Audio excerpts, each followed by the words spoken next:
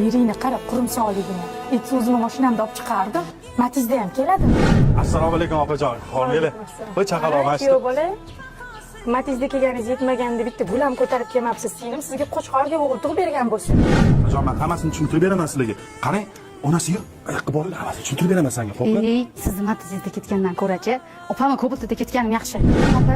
Kim tırnak kazan. Farzandli bo'ldim.